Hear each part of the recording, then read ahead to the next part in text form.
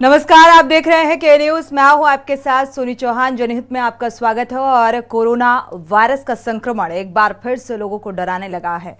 आपको बता दें, गोवा, केरल, महाराष्ट्र में जहां कोरोना के नए सब वेरिएंट यानी कि JN1 का संक्रमण फैल रहा है, तो वहीं उत्तर प्रदेश के गाजियाबाद जिले में बुधवार को कोरोना का एक केस सामने आया। कोविड-19 की 8 महीने बाद गाजियाबाद में एंट्री हुई है। गाजियाबाद में बीजेपी पार्षद अमित त्यागी कोरोना संक्रमित पाए गए हैं। देश भर के अलग अलग राज्यों में कोविड संक्रमण की लगातार बढ़ती संख्या को लेकर अलर्ट की स्थिति है और एक बार फिर से मास्क, सोशल डिस्टेंसिंग, आइसोलेशन जैसे शब्द लोगों के बीच गूंजने लगे हैं। आपको बता दें कि नए वेरिएंट को देखते हुए चंडीगढ़ प्रशासन ने बड़ा फैसला लिया है और राज्य में चंडीगढ़ में मास्क की वापसी हो गई है। यानी कि चंडीगढ़ में आप लोगों को मास्क लगाए हुए देख सकते हैं। लोगों को भीड़भाड़ वाले इलाके में मास्क पहनने की सलाह दी गई है और साथ ही लोगों से भीड़भाड़ वाले इलाकों से बचने की भी हिदायत दी गई है। अस्पताल जाने वाले मरीज और उनके तीमारदारों को मास्क पहनना अनिवार्य कर दिया गया है। बुखार, जुकाम और सांस लेने में तकलीफ जैसे सिम्टम्स अगर दिखाई देते हैं तो इसके बाद तुरंत डॉक्टर को दिखाना भी जरूरी होगा। और अगर कोई व्यक्ति कोरोना पॉजिटिव पाया जाता है तो उसे तुरंत 7 दिन के लिए खुद को आइसोलेट करना होगा। ये अनिवार्य है। चंडीगढ़ प्रशासन ने लोगों के लिए हिदायतें जारी कर दी है।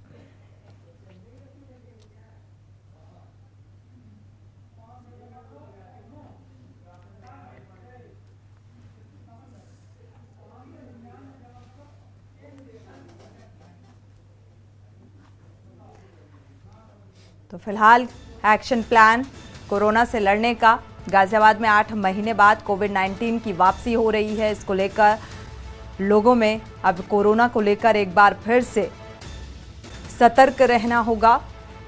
राजस्थान कोरोना के 2 नए मरीज यहां पर सामने आए।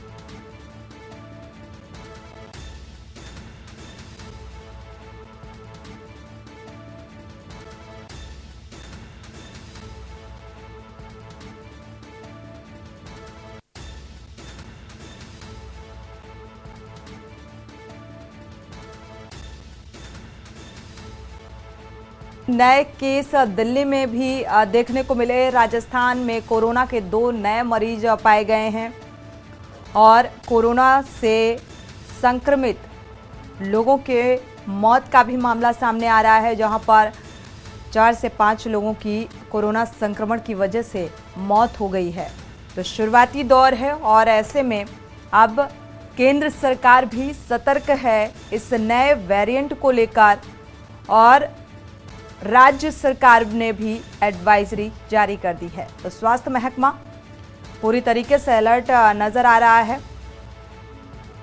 डिप्टी सीएम ब्रजेश पाठक ने सतर्क रहने के निर्देश दिए हैं कि पूरी तरीके से तैयारियां रखें किसी भी स्थिति से निपटने के लिए। साथ ही स्वास्थ्य मंत्री ने भी सतर्कता जताई है और एडवाइजरी जारी की है कि पूरी तरीके से जो एक प्लान है, जो तैयारी है, उसे चुस्त दुरुस्त रखा जाए ताकि आने वाले समय में अगर ये वायरस लोगों के लिए घातक होता है तो आसानी से इस चुनौती से निपटा जा सके।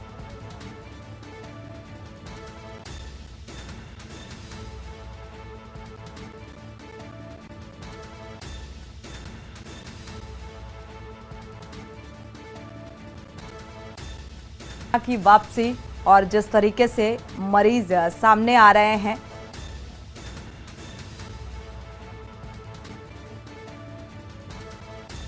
और इससे एक बार फिर से लोगों की चिंताएं बढ़ गई हैं। लेकिन ये शुरुआती लक्षण को देखते हुए सतर्कता और हिदायत ज़रूर दी गई है कि जो 2 गज की दूरी है वो बेहद ज़रूरी जैसे शब्दों का एक बार फिर से देखा जाए तो इन्हें फिर से अपनाना होगा।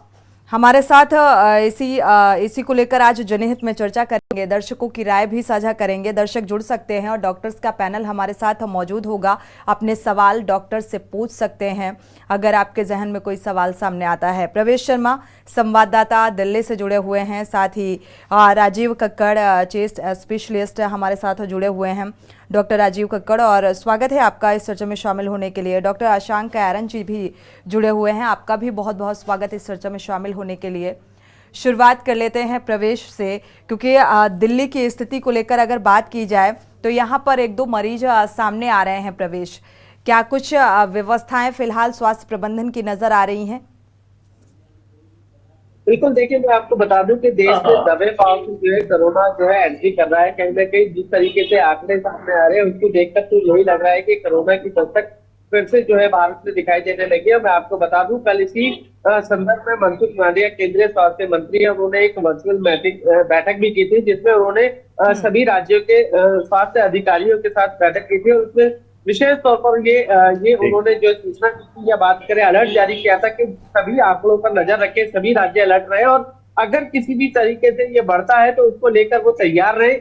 और साथ ही सबसे बड़ी बात मैं बता दूं कि केंद्रीय स्वास्थ्य मंत्री ने एक मॉक ड्रिल करने की बात कही है। अगर हालात बिगड़ते हैं तो उसकी तैयारी पहले से की जाए ताकि उसके लिए अस्पताल प्रबंधन हो चाहे आम नागरिक हो वो तैयार हो। अगर स्थिति बिगड़ती है तो एक मॉक ड्रिल के थ्रू पता करें, देखने की या जांचने की कोशिश करें कि उसके हालात से निपटने के लिए वो अस्पताल प्रशासन को बात करें। आम जनता 20 मिनट तो लगेगा भैया, 15-20 मिनट लगेगा। दूसरी बड़ी बात गाड़ी का खराब है, इस तरीके से आंकड़े सामने आ रहे हैं। देखिए, चंडीगढ़ में मास्क को अनिवार्य कर दिया गया है। गाजियाबाद में बीजेपी के पार्षद जो है अमित त्यागी, उनको कोरोना पॉजिटिव हो गया है। लेकिन उसमें सबसे बड़ी बात जो निकल कर आ रही है, उनकी जो हिस्ट्री निकल कर आ रही है, बताया जा रहा है कि वो दुबई से लौट कर आए थे। लेकिन मेरा आज सबसे बड़ा सवाल यही है, देखिए जिस तरीके से इंटरनेशनल फ्लाइट अभी भी सुचारू रूप से आ जा रही है, कोई किसी प्रकार की कोई सख्ती नहीं है या बैन नहीं है, ये कहीं ना कहीं एक चिंता का विषय जरूर बनेगा। जी बिल्कुल प्रवेश, जिस तरीके से आपने कहा कि वो दुबई से वापसी की उन्होंने, बीजेपी पार्षद का अगर जिक्र किया जाए यहाँ पर तो वो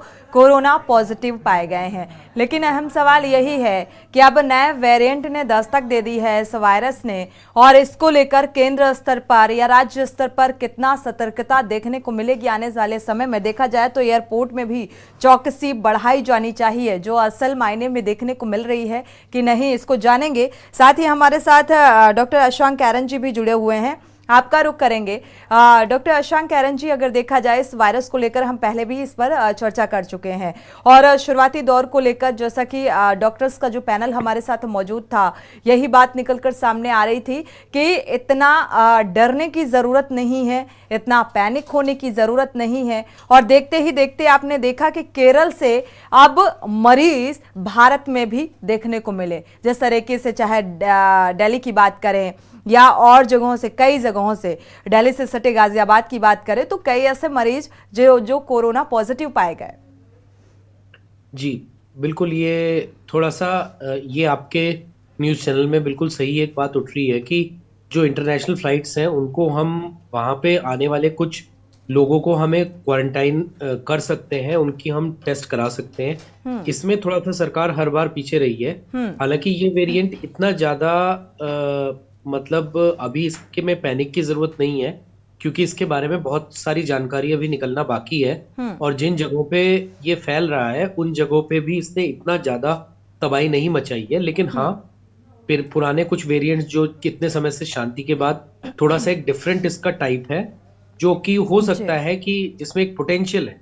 हर बार एक्चुअली यही होता है कि एक पोटेंशियल होता है और अगर डर फैलता है और बाद में पता लगता है कि वो ओमिक्रॉन के टाइम पे भी यही हुआ था कि वो नहीं करने में सक्षम है। लेकिन हाँ, अगर इसमें सरकार अपनी तरफ से कुछ थोड़ा सा और कर सकती है तो ये है कि जो इंटरनेशनल फ्लाइट से जो यात्री आ रहे हैं उनको क्वारंटाइन और उनके टेस्ट किए जा सकते हैं। और कई कंट्रीज में ये कोरोना के टाइम पे भी लागू था, जब हमारी कंट्री में इतना ज्यादा इसको स्ट्रिक्टली नहीं लिया गया था शुरू में। तो शुरुआत में कोई भी ऐसा नया वेरिएंट आता है तो पूरी कंट्री में फैलने का डर रहता है तो एटलीस्ट इंटरनेशनल फ्लाइट्स में ये ऐसा किया जा सकता है। ये बात पहले भी हमारे न्यूज़ चैनल पे हमने उठाई है, तो सरकार को इसका और थोड़ा ज़्यादा ध्यान देना चाहिए। बिल्कुल।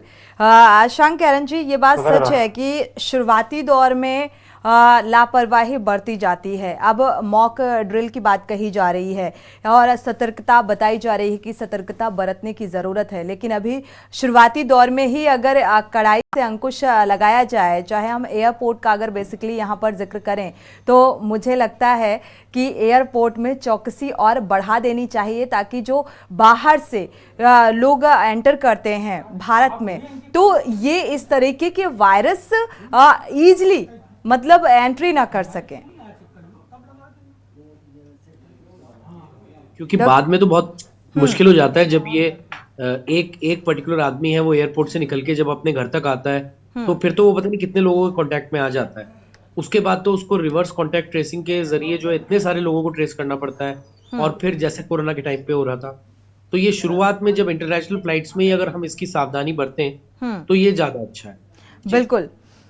हमारे साथ इसी बीच एक दर्शक प्रेम जी चेन्नई से जुड़ चुके हैं। स्वागत है आपका प्रेम जी, अपनी राय अपना सवाल पूछ सकते हैं जी। मैं तो बोलता हूँ कि यूपी में एक बहुत बड़ा इवेंट होने जा रहा है, जिसके हम सबको शामिल होने की इच्छा व्यक्त करते हैं, क्योंकि यूपी में जो ये सुरक्षा की व्यवस्था है ये बहुत कमजोर है। तो मैं तो चाहूंगा कि सभी पैनल के डॉक्टर्स को कि वो कम से कम हमारे सीएम साहब को इतनी हिदायत दे कि हमारा 20 तारीख का जो बहुत बड़ा फंक्शन है यूपी में बहुत आराम से गुजर जाए। और क्या बोलना है, और तो जो आएगी कोरोना की महामारी देखी जाएगी। बिल्कुल। शुक्रिया प्रेम जी हमारे साथ जुड़ने के लिए, क्योंकि दर्शक भी इस बात को जानना चाहते हैं कि अगर नया वेरिएंट ये सामने आया है, हालांकि देखा जाए जिस तरीके से जो कोरोना का दौर रहा या जिसे भारतवासियों ने पूरे देश ने झेला, और अब एक बार फिर से कोरोना का ये नया वेरिएंट सामने आया, तो इसको लेकर जो बेसिक चीज़ें हैं उन्हें ऑलरेडी लोग फॉलो करना शुरू कर देते हैं, या छोटे छोटे जो प्रिकॉशंस होते हैं उन्हें लेना शुरू कर देते हैं। लेकिन कौन सी ऐसी स्टेज होती है जब ज़्यादा सतर्क होने की ज़रूरत पड़ जाती है या ज़्यादा सतर्क रहना ज़रूरी होता है, ये बहुत ज़रूरी हो जाता है। हमारे साथ लखनऊ से संवाददाता मोहम्मद शोएब जुड़े हुए हैं। एक बार राजधानी लखनऊ का जिक्र कर लेते हैं और वहां का हाल जानते हैं कि आखिर किस तरीके की व्यवस्थाएं या सतर्कता देखने को मिल रही है। मोहम्मद शोएब। बिल्कुल, आपको बता दें सुनिए कि राजधानी लखनऊ में कोरोना जिस तरह फैलता हुआ दिख रहा है पूरे देश में ही, आपको बता दें लगातार 24 घंटों में 121 मामले मिल चुके हैं। आपको बता दें सबसे ज्यादा कोरोना की अगर हम बात करें तो केरल में सबसे ज्यादा बढ़ोतरी केरल में हो रही है लगातार राजधानी में। आपको बता दें आने वाले आगामी त्योहार को 25 दिसंबर और नए साल की भी पूरी तरीके से सब लोग धूमधाम से तैयारी कर रहे हैं और मनाने की कोशिश कर रहे हैं। आपको बता दें जिस तरीके से अभी तक फिलहाल कोई भी ऐसी गाइडलाइन और या कोई आदेश नहीं आया कि मास्क लगा के सोशल डिस्टेंसिंग का जो है बात की जाए अगर, क्योंकि लगातार जिस तरह से डिप्टी सीएम आपको बता दें ब्रजेश पाठक ने जिस तरह से जांचा है और सभी को मतलब जिस तरह से आदेश दिए लगातार बेडों की व्यवस्था की जाए, कोरोना काल को जिस तरह बढ़ोतरी दिख रही है, काफी लोग अभी इस पर चर्चा कर रहे हैं, काफी लोग नर्वस भी दिख रहे हैं, काफी टेंशन में दिख रहे हैं कि जिस तरह कोरोना हर बार जाते हुए और लगातार ठंडी में इस बार फिर बढ़ोतरी हो रही है, काफी लोगों को समस्याएं जा रही है। अगर हम बात करें तो लगातार जिस तरह से लोग खुद भी इसको कंट्रोल करने की कोशिश करें, सोशल डिस्टेंसिंग का ख्याल रखें और लगातार जिस तरह से मास्क लगाने की कोशिश करें, क्योंकि ये कोरोना है किसी को फैल सकता है। लगातार अगर हम बात करें एक उत्तर प्रदेश में लगातार जिस तरह से एक मौत की भी बात सामने आ रही है 24 घंटे में, तो बता दें कि इसकी पुष्टि भी स्वास्थ्य विभाग लगातार कर रहा है और जिस तरीके से कोरोना फैल रहा है काफी लोगों को समस्याएं बढ़ती दिख रही हैं। जी बिल्कुल, समस्याएं बढ़ती दिख रही हैं। एक तरफ नए साल के जश्न को लेकर तैयारियों में लोग जुटे हुए हैं और दूसरी तरफ अगर देखा जाए तो एक बार फिर से कोरोना के नए वेरिएंट ने एंट्री कर ली है। ऐसे में चिंता भी बढ़ती हुई नजर आ रही है, लेकिन किसी तरीके की कोई कड़ी एडवाइजरी फिलहाल प्रशासनिक स्तर से जारी नहीं की गई है। प्रवेश, आपका रुख करेंगे अगर देखा जाए दिल्ली में या गाजियाबाद में जिस तरीके से अभी बीजेपी पार्षद कोरोना पॉजिटिव पाए गए हैं, ऐसे में क्या लगता है मरीज और बढ़ सकते हैं? क्या आने वाले नए साल को लेकर कोई एक नई एडवाइजरी जारी की जा सकती है? कोई ऐसी स्थितियां बनती हुई नजर आ रही हैं अंदर खाने से प्रशासनिक स्तर से कोई जानकारी? बिल्कुल, देखिए मैं आपको बता दूं कि अभी कोई सख्त दिशा निर्देश तो नहीं आए, लेकिन एक खबर जरूर सूत्रों के हवाले से मेरे सामने आ रही है कि गाजियाबाद की बात करें विशेष तौर पर अगर कोई मरीज गले की खांसी, गले में दर्द हो या खांसी हो या सांस से संबंधित किसी रोग से पीड़ित अगर वो अस्पताल में पहुंच रहा है तो प्रशासन ने उसको साफ तौर पर कहा है कि उसका कोरोना का टेस्ट अनिवार्य होगा। और दूसरी बड़ी बात मैं बता दूं कि जो भी मरीज के साथ रिश्तेदार जाएगा, जो उसको लेकर जाएगा, उसको मास्क लगाना बेहद अनिवार्य होगा। ये पूर्ण रूप से दो बातें गाजियाबाद में सामने आ रही है। लेकिन दूसरी बड़ी बात मैं बता दूं कि WHO, जिस पर पिछली बार ये आरोप लगा था कि रिपोर्ट का खुलासा करने में या इस तरीके की बीमारी महामारी फैलने में काफी आंकड़े या बात करें सावधानी की बात की थी, तो WHO इस बार पहले से जाग चुका है। WHO ने एक रिपोर्ट दी है, रिपोर्ट में साफ तौर पर कहा है कि JN.1 जो वायरस है कहीं ना कहीं ये वैक्सीन पर कारगर नहीं है, लेकिन जिनके हार्ट से संबंधित बीमारी है या बात करें ब्लड प्रेशर से संबंधित बीमारी है, उनको अगर ये कहीं ना कहीं लगता है तो उनके लिए खतरनाक साबित है। और सबसे बड़ी बात यह है कि जिस तरीके से ये आंकड़े आ रहे हैं या बात करें जिन लोगों की जान अभी तक गई है वो कहीं ना कहीं इसी बीमारी से संबंधित देखे गए हैं, पाए गए हैं। इसमें अहम कड़ी निकल कर ये आ रही है कि सिर्फ और सिर्फ आपको जो है वही से नियम फॉलो करना होगा, फिर से वही देखना होगा। लेकिन मेरा सवाल फिर से वही रिपीट है कि जिस तरीके से गाजियाबाद के अमित त्यागी को कोरोना पॉजिटिव पाए गए हैं, वो दुबई से घूम कर आए थे पूरे परिवार के साथ, तो कहीं ना कहीं बिल्कुल प्रवेश, ये बेहद महत्वपूर्ण सवाल है कि अगर वो दुबई से वापस आए थे और तभी कोरोना पॉजिटिव पाए गए, तो इसके बाद अगर एक मरीज सामने आता है तो ये संख्या में इजाफा ना हो, इस लिहाज से ही सही थोड़ी सी कड़ाई बरतनी चाहिए यहाँ पर प्रशासनिक स्तर पर। क्या प्रशासनिक के किसी जिम्मेदार अधिकारी से इस बाबत आपने बात करने की कोशिश की? देखिए, मैं आपको बता दूं कि इस संदर्भ में कोई भी जो अधिकारी है वो कहने के लिए तैयार नहीं है। लेकिन सबसे बड़ी बात यह है कि राजनीति की बात करूंगा तो राजनीति होनी शुरू हो गई है। देखिए, बीजेपी के प्रवक्ता है प्रवीण शंकर कपूर, उन्होंने दिल्ली सरकार के मंत्री सौरभ भारद्वाज को पत्र लिखकर ये मांग की है कि दिल्ली में कोरोना का जो टेस्ट है वो फ्री ऑफ कॉस्ट अब शुरू हो जाना चाहिए, ताकि किसी को भी अगर टेस्ट कराना है या बात करें कोई कराना चाहता है तो उसका फ्री में टेस्ट होना चाहिए। ऐसा कोरोना काल में भी हुआ था, लेकिन उसको लेकर एक पत्र जरूर सामने आया है। जो बीजेपी के प्रवक्ता है उन्होंने दिल्ली सरकार के मंत्री को लिखा है। लेकिन अगर किसी अस्पताल प्रबंधन की बात करें या विशेष तौर पर मैं बात करूं पूर्वी दिल्ली की, तो यहाँ पर कोई भी प्रशासन इस संदर्भ में कुछ भी कहने सुनने के मूड में नहीं है। सबसे बड़ी बात है, उनका कहना है कि अगर कोई ऐसी संख्या बढ़ेगी या हालात बढ़ेंगे तो उसके लिए हम तुरंत कोई ना कोई एक्शन करेंगे या बात करें तैयारी करेंगे। लेकिन फिलहाल की बात करें तो अभी सुस्त मोड में है। और दिल्ली की मैं बात कर रहा हूँ, दिल्ली में लोग अभी क्रिसमस आने वाला है, नया साल आने वाला है, जश्न की पूरी तैयारी कर रहे हैं। लेकिन कोरोना को लेकर अभी इसको की बात दिल्ली में तो फिलहाल कोई नहीं दिखाई दे रहा। इसको लेकर फिलहाल देखा जाए, इसको लेकर हम वापस चर्चा जारी रखेंगे। इसी बीच दिल्ली से बड़ी खबर आपको बता दें, दिल्ली से बड़ी खबर सामने आ रही है। रेसलर साक्षी मलिक का बड़ा बयान सामने आया है। बड़ी और अहम खबर, दिल्ली से मैं कुश्ती छोड़ रही हूं, साक्षी मलिक का बयान सामने आया है। ये वही साक्षी मलिक जो कई बार ब्रजभूषण शरण सिंह मामले से जुड़ा हुआ ये मामला, आपको बता दें ब्रजभूषण जैसा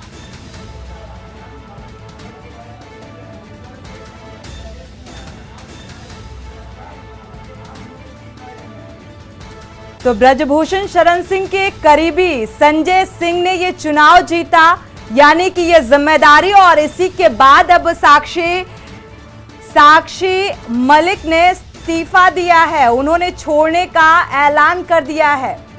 बड़ी और अहम खबर, रेसलर साक्षी मलिक का ये बड़ा बयान सामने आ रहा है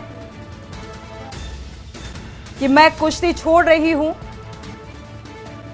और ये फैसला क्योंकि ये करीबी बताए जाते हैं ब्रजभूषण शरण सिंह के, बिजनेस पार्टनर बताए जाते हैं संजय सिंह।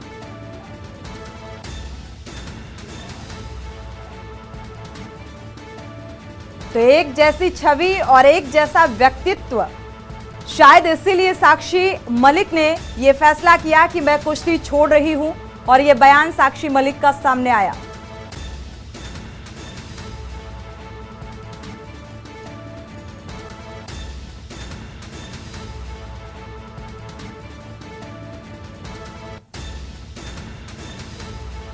बड़ी और अहम खबर है दिल्ली से सामने आ रही है।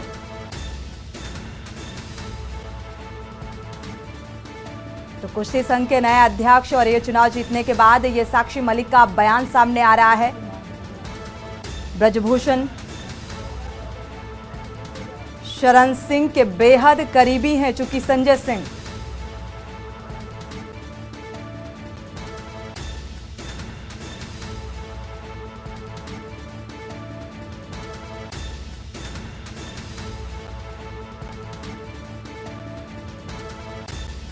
तो फिलहाल ये अहम बयान सामने आ रहा है। अब आने वाले समय में देखना होगा कि बयानों की क्या कुछ झड़ी देखने को मिलती है, क्योंकि अब ये बेहद करीबी हैं ब्रजभूषण शरण सिंह, और ब्रजभूषण शरण सिंह किस तरीके से विवादों में रहे छेड़खानी को लेकर, और कई आरोप लगाए गए रेसलर की तरफ से। साक्षी मलिक नाम उनमें से अहम रहा और काफी सुर्खियों में रहा, और इस फैसले के बाद, चुनाव जीतने के बाद, चूंकि अब ये ब्रजभूषण शरण सिंह के बेहद करीबी माने जाते हैं, और शायद इसी लिहाज से ये बयान साक्षी मलिक का सामने आ रहा है। ब्रेक से वापस आ रहे हैं। जनहित में हम बात कर रहे हैं कोरोना के नए वेरिएंट को लेकर, नए वायरस को लेकर। डॉक्टर्स का एक पैनल भी हमारे साथ मौजूद है और जानेंगे कि क्या कुछ शुरुआती लक्षण और कितना सतर्क रहने की जरूरत है। जिस तरीके से केरल में कई सारे मरीज सामने आए। एक दर्शक इसी बीच जुड़ चुके हैं, कानपुर से सुरेश अवस्थी, राय साझा कर लेते हैं, सवाल पूछ सकते हैं आप। स्वागत है आपका सुरेश जी। सोनी जी नमस्कार जी, मैं सोनी जी ये कहना चाहता हूँ, जब ऐसी गंभीर बीमारियां आती हैं तो शासन द्वारा कोई गाइडलाइन निकाली की जाती है। जिला अधिकारी महोदय को और महापौर नगर आयुक्त महोदय को आपके चैनल में आमंत्रित करना चाहिए, उससे पूछने के लिए हमने क्या व्यवस्था रखी है, क्या साफ सफाई का इंतजाम किया है, और कैसे मरीज आएंगे, कैसे उनको देखा जाएगा, कैसे उनका ट्रीटमेंट किया जाएगा। ऐसे लोगों को आमंत्रित करना चाहिए आपके चैनल पे, उनसे भी तो बयान लेना चाहिए। जनता भी समझेगी हमारे लिए क्या व्यवस्था की जा रही है। बिल्कुल सुरेश अवस्थी, आपकी इस बात से इत्तेफाक रखते हैं। शुक्रिया हमारे साथ जुड़ने के लिए और ये राय साझा करने के लिए। लेकिन केंद्र स्तर पर और राज्य स्तर पर एडवाइजरी जारी कर दी गई है और स्वास्थ्य प्रबंधन को हिदायत और निर्देशित कर दिया गया है व्यवस्थाओं को चुस्त दुरुस्त रखने को लेकर। हमारे साथ डॉक्टर राजीव कक्कड़ भी जुड़ चुके हैं, साथ ही डॉक्टर नीना गुप्ता गैन को जुड़ चुकी हैं। अब से कुछ देर बाद जुड़ेंगी, हमारे साथ इस चर्चा का हिस्सा होंगी। स्वागत है आपका राजीव जी इस चर्चा में शामिल होने के लिए। हालांकि इसको लेकर हम पहले भी चर्चा कर चुके हैं, कोविड को लेकर, और ये वायरस जिस तरीके से केरल अभी चीन के बीजिंग में उस वक्त काफ़ी मरीज सामने आ रहे थे और कहा जा रहा था इसे कोरोना से ही जोड़कर देखा जा रहा था, लेकिन तब तक स्पष्ट नहीं हुआ था। लेकिन अब ये स्पष्ट हो गया है कि ये कोविड-19 का एक नया वायरस है, नया वेरिएंट सामने आया है। कितना सतर्क रहने की ज़रूरत है? बिल्कुल आपने सही कहा है। ये ओमिक्रॉन का एक वेरिएंट है। इसमें जो चीज़ है वो एक इसकी जो स्पाइक प्रोटीन है उसमें म्यूटेशन हुआ है, और इस म्यूटेशन की वजह से इसकी जो इन्फेक्टिविटी है, जो इसको इन्फेक्ट करने की क्षमता है, वो कई गुना ज़्यादा हो गई है। इन्फेक्शन, इसका मतलब है कि अगर एक वायरस 10 लोगों को इन्फेक्ट करता था तो ये वायरस एक की जगह 30 लोगों को इन्फेक्ट करेगा, और यही कारण है कि बहुत तेज़ी से विद इन वीक ये बहुत तेज़ी से मल्टीप्लाई कर रहा है। एक करीब 40 कंट्रीज़ में इसने इन्वॉल्व करा है, और जिस तरह मल्टीप्लिकेशन हो रहा है वो एक कंसर्न की चीज़ है। डरने की ज़रूरत तो नहीं है, क्योंकि इसमें बहुत ज़्यादा सीवियरिटी नहीं है। जैसा कि पहले भी हम लोगों ने कहा है कि ये एक वायरल इन्फेक्शन है, जैसा घातक नहीं है। ओमिक्रॉन जैसा जो डेल्टा वेरिएंट था उसका जैसा घातक नहीं है, और इसके सिम्टम्स काफ़ी माइल्ड हैं, बिल्कुल जैसे इन्फ्लुएंजा वायरस है, ये आरएनए वायरस है। जैसे इन्फ्लुएंजा के सिम्टम्स होते हैं, कफ, कोल्ड, फीवर, बॉडी एक रहता है। कभी कभी कुछ लोगों में इधर देखा गया है कि पेट के भी कुछ सिम्टम्स होते हैं। तो इसमें डरने की ज़रूरत नहीं, लेकिन जितना तेज़ी से इसमें वेरिएशन हो रहा है, इतनी तेज़ी से इसकी इन्फेक्टिविटी है, तो ये एक म्यूटेशन को किसी भी ज़रूरत में कभी भी ये जाकर के रेस्पिरेटरी सिस्टम या ऑक्सीजन की डेफिशिएंसी कर सकता है। इसलिए प्रिकॉशन रखने की ज़रूरत है। शुरू में ही अगर हम लोग प्रिकॉशन ले लें तो शायद इसके इतनी ज़्यादा प्रॉब्लम नहीं होगा। कुछ पेशेंट्स में एब्डोमिनल सिम्टम्स भी आ रहे हैं, पेट में दर्द, लूज मोशंस या वॉमिटिंग के सिम्टम्स आ रहे हैं, एसजीपीटी या लीवर के ऊपर हल्का सा इसका इफेक्ट आ रहा है, लेकिन ज़्यादातर लोग घर पे ही रह करके स्वतः अपने आप ठीक हो रहे हैं। तो वो सारे पेशेंट्स जिसमें कफ, कोल्ड, फीवर या वायरल के इन्फेक्शन है, वो अपने आप को आइसोलेट कर दें, क्योंकि अगर एक इन्फेक्टेड पर्सन आइसोलेट हो गया तो वो काफ़ी लोगों को इन्फेक्शन होने से रोक सकता है। और हम लोगों को भी जो उन जगह पे जाने के लिए जो कि बहुत क्राउडेड प्लेस हैं वहाँ पे मास्क लगा के जाना, एक एक 2-2 घंटे में अपने हाथ को वॉश करते रहना, हाथों को चेहरे के पास नहीं लेकर आना, ये सारे प्रिकॉशंस अब लेने की ज़रूरत है। और स्पेशली वो लोग जो कि इम्यूनो कॉम्प्रोमाइज़ हैं, डायबिटिक हैं, जिनको कोमॉर्बिड कंडीशंस हैं, उनको विशेष तौर पर प्रिकॉशन लेने की ज़रूरत है। बिल्कुल।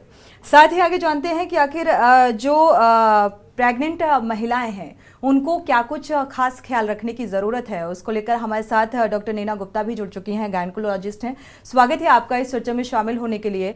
डॉक्टर नीना गुप्ता जी, आपका रुख करेंगे खास तौर पर क्योंकि कोरोना का एक नया वेरिएंट सामने आ रहा है जिसको लेकर अब कोरोना जैसे ही सिम्टम्स देखने को मिल रहे हैं। ये बात अलग है कि डॉक्टर्स कह रहे हैं कि उतना घातक नहीं है, लेकिन फिर भी जो महिलाएं प्रेग्नेंट हैं या प्रेगनेंसी कंसीव कर चुकी हैं और शुरुआती दिन हैं, तो ऐसे समय में क्या कुछ ख्याल रखने की ज़रूरत है विशेष तौर पर? जैसे कि डॉक्टर राजीव ने बड़ा ही क्लियरली बताया कि ये कोरोना का वेरिएंट ज़रूर है, लेकिन it's more like influenza virus. एक बात तो अब इसकी जो सिवियरिटी है उतनी नहीं है जैसे पहले थी, लेकिन हाँ बहुत ज़्यादा हाईली इन्फेक्शियस है। एक दूसरे से इन्फेक्शन हो रहा है, तो घर में अगर किसी को भी इन्फेक्शन हुआ है, इन्फ्लुएंजा लाइक सिम्टम्स आ रहे हैं, तो हम ये मान सकते हैं कि ये कोरोना का वेरिएंट भी होगा। और प्रेग्नेंट लेडी, अगर किसी और को हुआ तो प्रेग्नेंट लेडी को उससे आइसोलेट रखें। और जो हम लोग नॉर्मल प्रिकॉशंस अपने मास्क का, हाथ धोने का, वो सब हमको लेना ही है। और सबसे इम्पोर्टेंट बात है ये ऑक्सीजन सैचुरेशन। तो एक हमारी कोविड काल से स्टार्ट हुआ था, घर घर में पल्स ऑक्सीमीटर वगैरह भी रहता था। तो आपका प्रेगनेंसी में ये बहुत इंपॉर्टेंट है कि उसका ऑक्सीजन सैचुरेशन प्रॉपर रहे। और अभी स्टिल हम इसको स्टडी कर रहे हैं कि ये जो वेरिएंट है कितना फर्क कर रहा है, क्योंकि जुकाम, खांसी और इन्फ्लुएंजा का ये सब तो पहले भी होता था। गवर्नमेंट के लेवल पे जो प्रिकॉशंस हुई है कि अभी हमारे सारे जितने डॉक्टर्स हैं, जितने एम्प्लॉयज हैं, सबको इन्फ्लुएंजा वायरस दी जा रही है। और सेकेंड फेज में मुझे जितना लग रहा है कि ये जो वैक्सीनेशन है इन्फ्लुएंजा का, ये पेशेंट्स के लिए भी आएगा। और अभी स्टिल हम देखिए जितनी तेजी से ये वेरिएंट या कोरोना का वेरिएंट ये जितनी तेजी से म्यूटेशन कर रहा है, उतनी तेजी से हम पढ़ और लिख भी नहीं पा रहे। We are dependent on symptoms, और सिम्टम्स के हिसाब से हमें जो ये पता चला है कि सीवियरिटी कम है। जैसे लास्ट टाइम भी हमने ये चीज दिखी थी कि जो प्रेग्नेंट लेडी थी, क्योंकि हमारा nodules, I was Covid nodal also, and जो हमारे सेंटर्स पे हमने 617 पेशेंट्स की डिलीवरी और सिजेरियन करा था। एंड जो सीवियर केसेस थे वो प्रेगनेंसी में कम थे। और हमारी मॉर्टेलिटी 2 पेशेंट्स में हुई थी, और उसमें एसोसिएटेड कॉजेस थे मॉर्टेलिटी के। It was not only because of Covid. तो प्रेगनेंसी में कुछ प्रोटेक्शन भी था। और फिर उन बच्चों का हम लोगों ने आगे फॉलोअप किया, और अभी भी आईसीएमआर में एक स्टडी चल रही है कि कोविड में जो पेशेंट्स थे, उनकी डिलीवरी हुई, उनके बच्चों का क्या हुआ, और उसका अभी कंपैरिजन ग्रुप अभी तक चल रहा है कि नॉन कोविड का क्या हुआ। तो जो जिस समय कोविड बहुत सीवियर था, उस समय भी प्रेगनेंसी में वो रिलेटिवली सीवियर केसेस हमने कम देखे हैं। और अभी जब ये इन्फ्लुएंजा जैसा है, तो हम ये उम्मीद करते हैं कि हमारे प्रेग्नेंट लेडीज को इतना फर्क नहीं पड़ना चाहिए। ओनली द मैटर इज कि कुछ पेशेंट्स में हमने अभी भी अपने वार्ड्स में देखा है कि वो नॉर्मल इन्फ्लुएंजा जैसे सिम्टम्स लेके आए, and they got the saturation उनका 98 से 94% आ गया। तो हमारा, क्योंकि oxygen is a very important thing, oxygen और आपका ग्लूकोज, कार्बोहाइड्रेट, बेबी के लिए ये 2 चीजें होती है। तो ऑक्सीजन सैचुरेशन पे हम स्पेशली फोकस कर रहे हैं कि क्या प्रॉब्लम होगी। एंड जो पेशेंट्स को ऐसे सिम्टम्स आ रहे हैं, उनका हम कोविड टेस्ट के लिए भी भेजने की तैयारी रख रहे हैं। बिल्कुल। हमारे साथ डॉक्टर अशांक कैरन जी भी जुड़े हुए हैं, आपका रुख कर लेते हैं। डॉक्टर अशांक कैरन जी, देखा जाए तो हालांकि ये कहा जा रहा है कि इतना घातक नहीं है ओमिक्रॉन जैसा, अगर पहले कोरोना काल का जिक्र करें, जो फेस किया उतना नहीं है, लेकिन फिर भी सतर्कता बेहद ज़रूरी है। क्या कुछ शुरुआती अगर लक्षण ऐसे लगते हैं कि नहीं, कुछ वायरस जैसे लक्षण नज़र आ रहे हैं, और कैसे इसे डिफाइन करेंगे ये भी, क्योंकि ठंड का मौसम है और ऐसे में मौसम तब्दीली, ठंड में और नॉर्मली लोगों को कोल्ड होता है, खांसी जुकाम होता है, तो ऐसे में कैसे इसे डिफाइन किया जा सकता है? मैम देखिए, ये बहुत ही मुश्किल है इसको डिफरेंशिएट करना। इवन जो डॉक्टर्स के पास भी केसेस आते हैं, जब आप अपने डॉक्टर को दिखाएंगे वही इसको कर पाएगा। क्योंकि अगर आप देखें अभी जैसे डॉक्टर साहब ने भी बताया, डॉक्टर जो हमारे चेस्ट स्पेशलिस्ट हैं डॉक्टर राजीव, उन्होंने भी बताया कि जो मेनली जो सिम्टम्स आ रहे हैं या तो वो अपर रेस्पिरेटरी रिलेटेड आ रहे हैं जिसमें गला खराब या उसी तरह का जुकाम और बुखार के साथ लोग आ रहे हैं, या पेट दस्त या वॉमिटिंग वगैरह हो सकती है। लेकिन ये सिम्टम्स तो इस मौसम में इन्फ्लुएंजा या जो और वायरसेस हैं उनमें भी आते हैं और ऑलरेडी चल ही रहे हैं इस दौरान। तो जब ये सारे सिम्टम्स ऑलरेडी चल रहे हैं, इस बीच में अगर यही सिम्टम्स थोड़ा आगे पीछे होके कोई आता है तो उसको पहचानना, अगर कोई डॉक्टर है जो रोज बहुत सारे पेशेंट्स देख रहा है वो तो थोड़ा बहुत डिफरेंशिएट कर सकता है, लेकिन कॉमन पब्लिक के लिए ये कर पाना बड़ा मुश्किल है। ये तो अगर पहली बात तो अभी हमें पैनिक नहीं करना चाहिए, क्योंकि अभी जैसा कि सभी बता रहे हैं कि इसका चाहे इन्फेक्टिविटी ज्यादा हो लेकिन विरुलेंस बहुत कम है, यानी कि इसकी मारक क्षमता कम है। इसमें जो मोर्टेलिटीज या बहुत सीवियर डिजीज बहुत कम देखा जा, तो हमें इसमें डरने की जरूरत नहीं है। लेकिन अगर ये फैलता है और ऐसा कुछ होता है तो उस समय तो जैसे कोरोना में था, पता तो ये टेस्ट से ही चलेगा और डॉक्टर्स ही डायग्नोज कर पाएंगे। फिलहाल के लिए ये जरूरी है कि हम लोगों को जो एक हर इस तरह की बीमारी के लिए हमेशा हमें पता है, mask, social distancing, crowded places को अवॉइड करना, और ये सब चीजें ज्यादा इंपॉर्टेंट है। और वैसे अगले 15 दिन 1 महीने में ये क्लियर हो जाएगा, जैसा कि और देशों में देखा गया है ना। ये इतने दिनों से मतलब ये चल रहा है। अगर कोई इसकी मारक क्षमता ज्यादा होती तो अब तक वहां पे केसेस दिखने लगते, तो इसलिए हमें पॉजिटिव रहना चाहिए इस सेंस में। बिल्कुल पॉजिटिव रहना चाहिए, लेकिन देखा जाए अभी केरल से शुरुआत होती है और इसके बाद कई सारे मरीज भी, मतलब केरल में सबसे ज्यादा अभी तक पाए गए हैं और कई लोगों की मौत की भी खबर सामने आ रही है कि 4 से 5 लोगों की इस संक्रमण के चलते मौत भी हो गई है। तो इसलिए भी ये चिंता का विषय बन जाता है कि अगर शुरुआती दौर में ही इस पर अंकुश पा लिया जाए तो बेहतर रहेगा। हमारे साथ हमारे संवाददाता भी जुड़े हुए हैं, मोहम्मद शोएब का रुख कर लेते हैं, लखनऊ से जुड़े हुए हैं। मोहम्मद शोएब, देखा जाए अभी जो अस्पताल प्रबंधन का यहाँ पर जिक्र करें, लगातार स्वास्थ्य मंत्री भी सक्रिय नजर आ रहे हैं, ऑडिट का भी निर्देशित किया गया है, साथ ही जो व्यवस्थाएं हैं उनको चुस्त दुरुस्त रखा जाए। लेकिन राजधानी लखनऊ से जो पीजीआई की ये घटना सामने आई उसने कई अहम सवाल खड़े कर दिए व्यवस्थाओं को लेकर। तो फिलहाल क्या जो व्यवस्थाएं हैं वो चुस्त दुरुस्त हैं इस वायरस से निपटने के लिए?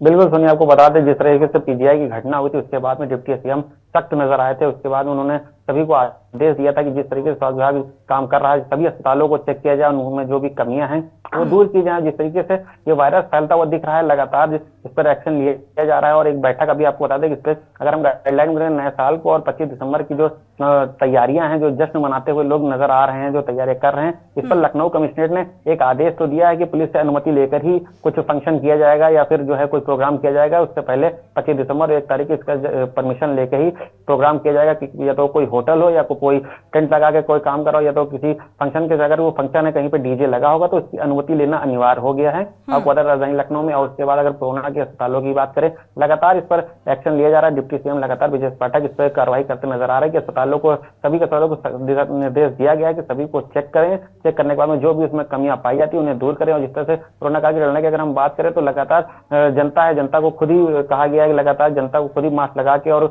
सोशल डिस्टेंसिंग का जो है पालन करना चाहिए, खुद को सेफ रखना चाहिए। जैसे डॉक्टर साहब ने भी बताया कि मुंह धुलना चाहिए, मुंह धुलते धुलते हाथ धुलना चाहिए थोड़ी थोड़ी देर पर। बिल्कुल, कोरोना काल ने ये तो सिखा दिया सभी को, आम जनमानस शायद ये बहुत अच्छे से समझ चुका है कि हमें शुरुआती जो प्रिकॉशंस हैं वो क्या कुछ लेने चाहिए। 2 गज की दूरी बेहद है जरूरी, मास्क बेहद जरूरी हो जाता है, हैंड वॉश करना, सैनिटाइजर का इस्तेमाल करना, ये सारी चीजें छोटी छोटी चीजें हैं जो बेहद जरूरी हैं और ये मुझे लगता है हर किसी को पता है। एक बार दिल्ली का रुख कर लेते हैं क्योंकि नए साल का आगाज और एक बार फिर से कोरोना के नए वेरिएंट के साथ हो रहा है, यानी कि नए साल के जश्न को लेकर तैयारियां एक तरफ चरम पर और उससे पहले 25 दिसंबर की, तो इसको लेकर क्या कुछ हलचल दिल्ली वासियों में देखने को मिल रही है? ये डर तो नहीं सता रहा कि कहीं ऐसा ना हो फिर लॉकडाउन जैसी स्थिति बन जाए या कोई नई एडवाइजरी लागू कर दी जाए तो हम सेलिब्रेशन अच्छे से ना कर पाए? प्रवेश।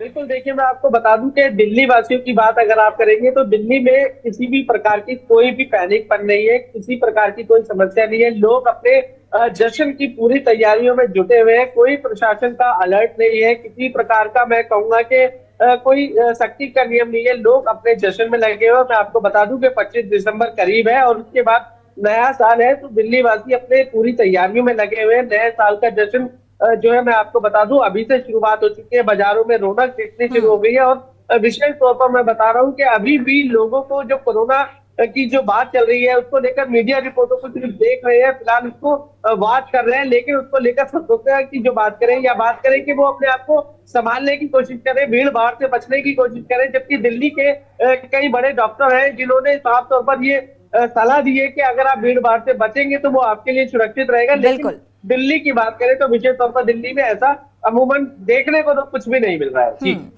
शुक्रिया प्रवेश इस तमाम जानकारी को साझा करने के लिए। साथ ही मोहम्मद शोएब आपका भी बहुत बहुत शुक्रिया ये जानकारी साझा करने के लिए व्यवस्थाओं को लेकर। हमारे साथ एक दर्शक इसी बीच जुड़ चुके हैं, सुशील जी स्वागत है आपका, अपनी राय साझा कर सकते हैं, साथ ही आपके जहन में अगर कोई सवाल है तो आप पूछ भी सकते हैं।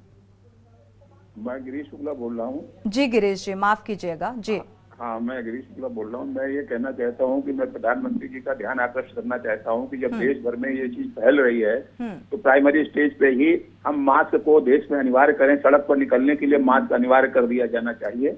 और आप जो खान पान के हमारे स्टॉल वगैरह चल रहे हैं सड़कों पर इधर उधर, उन पर थोड़ा ध्यान दें कि साफ सुथरे रहें और लोग सड़क पे होकर खड़े होकर ना खाएं, अपने घर ले जाएं खाएं और साफ सुथरा रहने की कोशिश करें। और इस समय प्रदूषण ऑलरेडी नॉर्थ इंडिया में है जाड़े की वजह से, तो मास्क में कोई दिक्कत नहीं है। मास्क लिए अनिवार्य करे सरकार, अगर वो चाहते हैं कि हमें और स्थिति बिगड़े, जब बिगड़ जाएगी तब कर्फ्यू लगाना पड़े, जिससे अच्छा है कि हम मास्क लगाएं। और पहले भी कोई चीज काम नहीं करी थी, सिर्फ मास्क ही एक ऐसा था जिससे आदमी की कुछ रक्षा हुई, बाकी सारे सब साधन बेकार थे और कोई साबित नहीं हुए कि हाँ ये कुछ करते हैं। मास्क से कुछ रक्षा हुई, आदमी की सांस में गंदगी कम गई और वो लोग रक्षित हुए।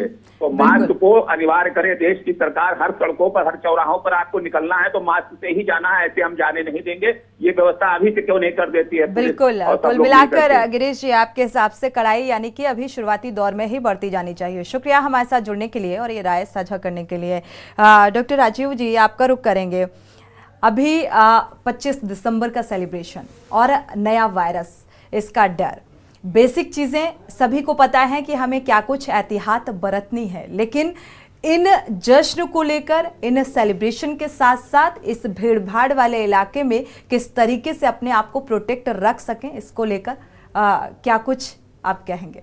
बिल्कुल सही बात है कि जश्न का समय है, 25 का है, उसके बाद न्यू ईयर का है, लोग इसको मनाएंगे, लेकिन कुछ प्रिकॉशन लेने के लिए है।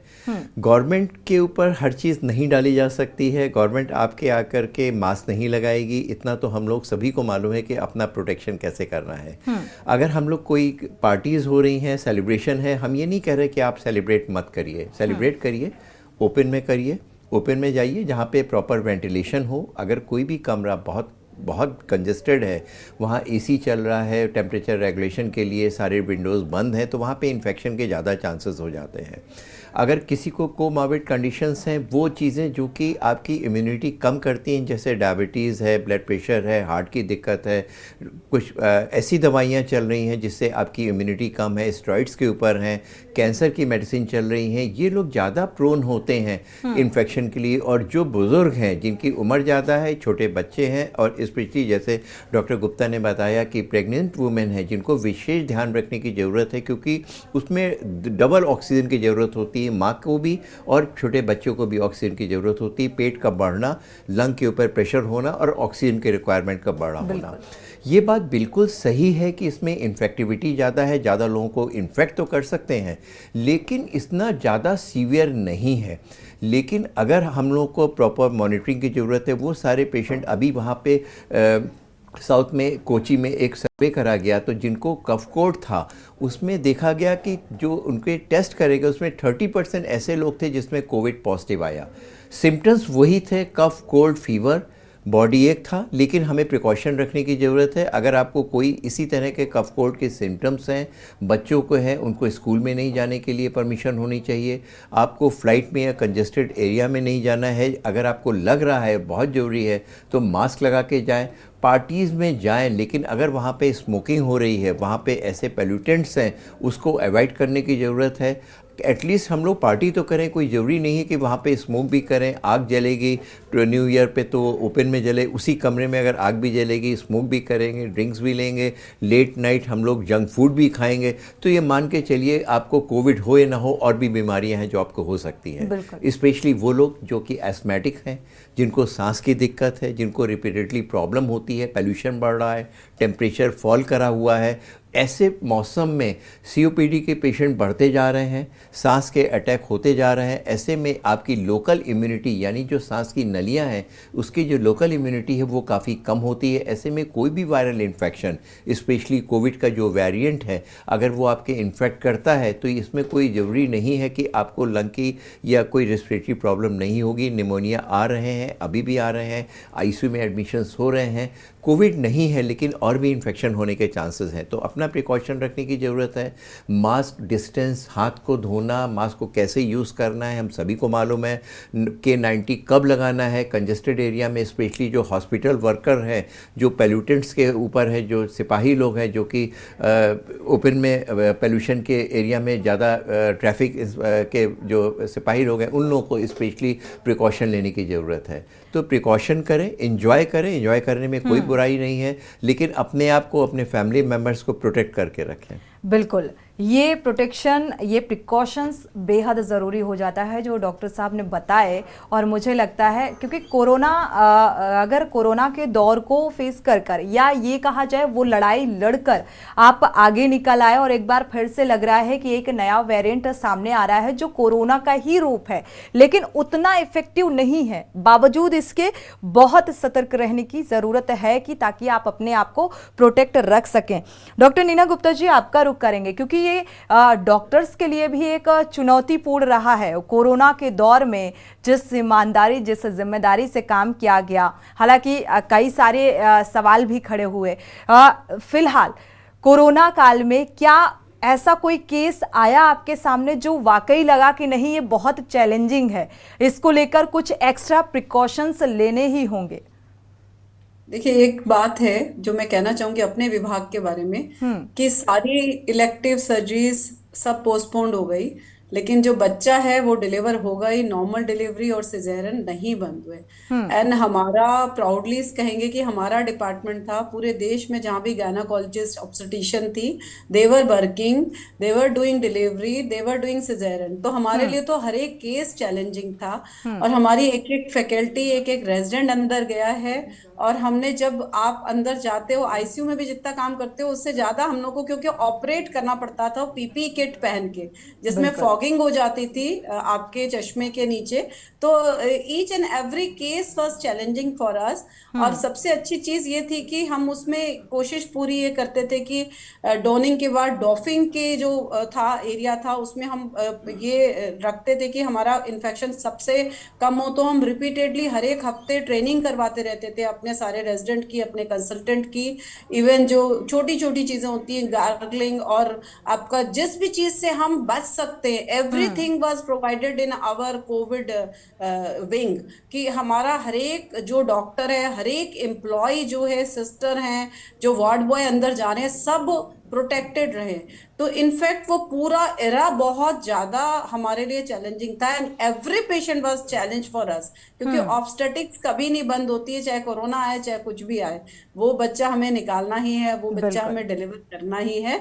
और जो लीडिंग हॉस्पिटल्स थे हमारे कोरोना के समय में, इवन प्राइवेट हॉस्पिटल्स, वो भी, उसकी फैकल्टी भी, हमारी जो कॉन्ट्रैक्ट फैकल्टी जिसने हम लोगों के साथ काम किया, then they thought, SPM hospital वगैरह, कि नहीं ये काम किया जा सकता है। तो it was a challenge, we accepted. और हम लोगों ने सबने बहुत, और भी डिपार्टमेंट के लोगों ने सबने बहुत अच्छे से काम किया। इवन सर्जरी डिपार्टमेंट में भी जब सर्जरी होनी थी तो हम लोग की OT इतनी इक्विप्ड थी कि हमारे यहाँ आके भी ऑपरेशन पेशेंट्स होते थे। तो होपफुली हम सोचते हैं कि ये कोरोना इतना इन्फेक्टेड और वो नहीं रहेगा, लेकिन व्हाट वी आर प्लानिंग कि जो भी इन्फ्लुएंजा लाइक सिम्टम्स वाले पेशेंट्स हैं उनको और जो नॉर्मल पेशेंट्स हैं उनको सेग्रीगेट कर ले रहे हैं, क्योंकि सारे हमारे पेशेंट्स आते हैं इमरजेंसी में, तुरंत उनका डिलीवरी सिजेरियन हुआ तो सबका आरटीपीसीआर होके रिपोर्ट मिल जाए, क्योंकि आप जैसे डॉक्टर साहब बता रहे थे कि 40% केसेस में उसमें कोविड पॉजिटिव हुआ और जो उसकी इन्फेक्टिविटी या उसका इफेक्ट है वो इन्फ्लुएंजा जैसा ही है। तो अब हम नहीं जानते आगे क्या वेरिएंट में चेंज होगा, तो we are just segregating both normal patients and patients with COVID or influenza like symptoms and cross finger के साथ हम यही होप करते हैं कि कोई ज्यादा प्रॉब्लम हमारे पेशेंट्स को या न्यूबॉर्न को नहीं होगी। बिल्कुल, आगे आने वाले समय में क्योंकि इतना चैलेंजिंग रहा है उस टाइम पे, तो अब जो ये नया वेरिएंट सामने आया तो मुझे लगता है इतना चैलेंजिंग आपके लिए नहीं रहने वाला या किसी भी डॉक्टर्स के लिए, क्योंकि ये इतना सीरियस कंडीशन में नहीं है जो इतना इफेक्टिव होगा। हमारे साथ डॉक्टर अशांक एरन जी भी जुड़े हुए हैं। डॉक्टर अशांक एरन जी, खास तौर पर एक दर्शक भी जुड़े थे जिन्होंने साफ सफाई का जिक्र किया कि बाहर जो स्टॉल्स लगाए जाते हैं या जिनमें खड़े होकर लोग खाना खाते हैं या कुछ भी स्नैक्स या फास्ट फूड, अब खाने पीने को लेकर कितनी एहतियात बरतने की ज़रूरत होगी, साफ सफाई को लेकर कितना सतर्क रहने की ज़रूरत होगी? देखिए, मैं तो कहूँगा हमेशा ही खाने पीने और साफ सफाई को लेकर हमें एहतियात बरतनी चाहिए। साफ सफाई तो कोरोना ही क्यों, हर बीमारी में हमें प्रोटेक्ट करेगी। और पहले तो ये नॉर्म था कि हमें फल और सब्जी छिलके के साथ खाना चाहिए, क्योंकि उससे रफे जाता है और उससे हमारा हाजमा ठीक रहता है।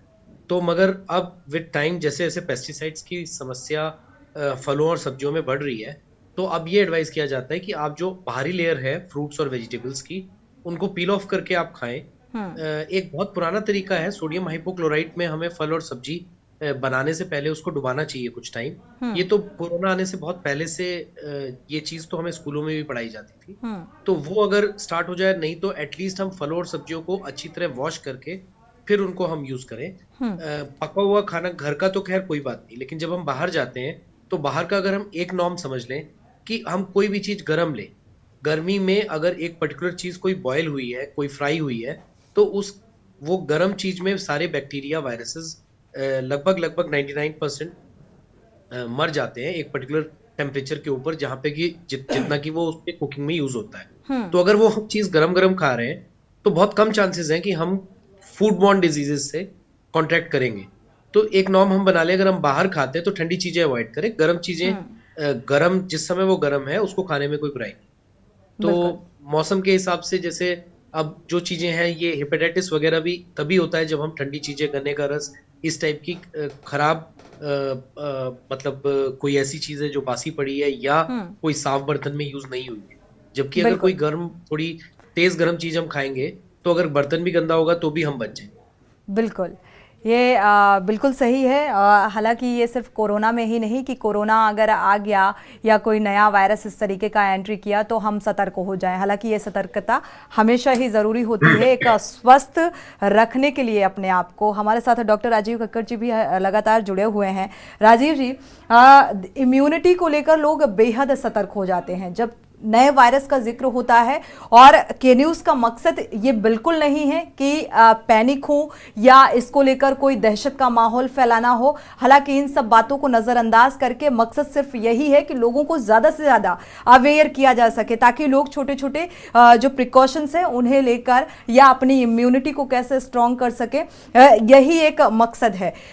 राजीव कक्कड़ जी, इम्यूनिटी स्ट्रॉन्ग को लेकर आपने देखा होगा पिछले कोरोना काल में भी लोगों ने घरेलू काढ़ा वगैरह का बहुत ज़्यादा इस्तेमाल किया, या इम्यूनिटी को कैसे स्ट्रॉन्ग किया जाए इसको लेकर बहुत सतर्क नजर आए।